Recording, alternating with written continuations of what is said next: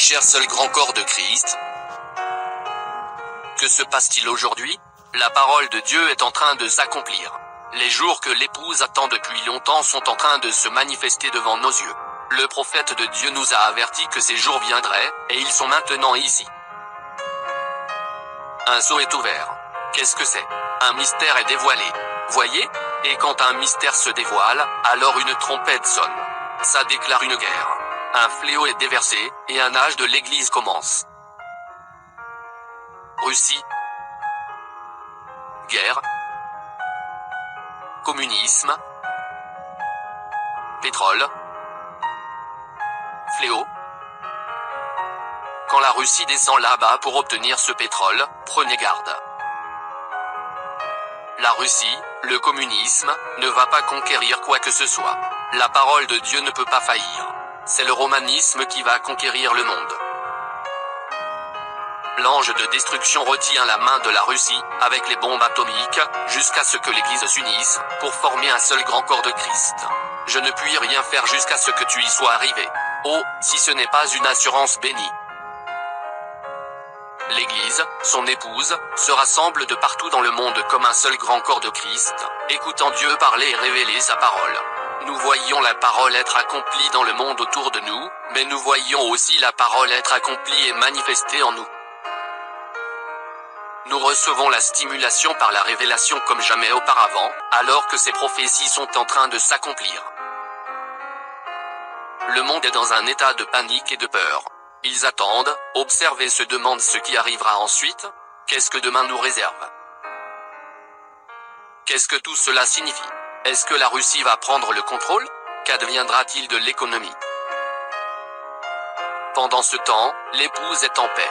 Nous nous reposons, remplis de son Saint-Esprit, l'écoutant parler par son grand ange puissant, alors qu'il nous dit, « Ne crains rien, mon petit troupeau, tu es ma chérie choisie. Tu es les élus avant la fondation du monde. Amen. Et ils sont fidèles à la parole. Amen. Phew. J'aime ça, appelés, élus, avant la fondation du monde, et ensuite fidèles à la parole, par leur choix à eux. Remplis de la stimulation du vin nouveau et de l'huile, ils n'arrêtent pas leur course, ils vont à sa rencontre. Ils savent que les tonnerres ne vont pas tarder à introduire cela pour nous. Ils voient que nous sommes fidèles à sa parole. Nous l'avons fait par notre choix à nous.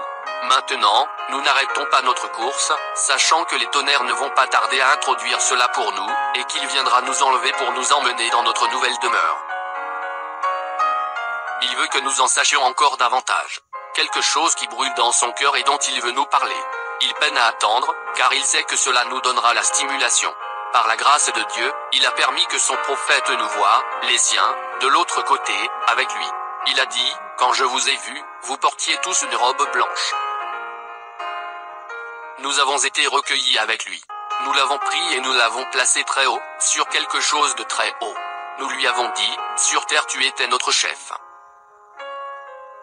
Nous étions des millions qui accouraient vers lui, nous le serrions dans nos bras et l'appelions frère. Tout à coup, une voix est venue d'en haut et a dit, « Ces gens-là, ce sont ceux qui se sont convertis grâce à toi, que tu as conduit. Tu seras jugé selon ce que tu leur as dit. » Le prophète a répondu en disant, « Si le groupe de Paul entre, le mien entrera aussi, parce que j'ai prêché exactement la même parole. » Et nous nous sommes tous écriés, tous ensemble, d'une même voix. Nous nous reposons là-dessus. Loué soit le nom du Seigneur, nous nous reposons sur chaque parole qu'il a prononcée par son prophète. Nous serons jugés par cette parole. Nous étions le peuple du prophète, les siens. Il était notre chef, qui nous a conduits à Christ. Nous portions tous une robe blanche. Nous ne nous reposions pas sur ce que quelqu'un d'autre a dit qu'il a dit, ni sur ce que quelqu'un a dit que cela veut dire. Nous nous reposions sur chaque parole qu'il a dite. Quel jour et quel temps où nous vivons, épouse. Si vous écoutez les nouvelles aujourd'hui, vous saurez ce qui s'est passé hier. Appuyez sur lecture, et vous entendrez ce qui se passera demain, et le jour suivant, et le jour suivant, et le jour suivant. Venez vous rassembler avec le grand corps de Christ à midi, heure de Jeffersonville, alors que nous écouterons le 5e saut. Pas de questionnement, pas de j'espère, mais bien savoir que vous entendez le pur ainsi dit le Seigneur venant de la voix de Dieu pour notre jour. Joseph Branham.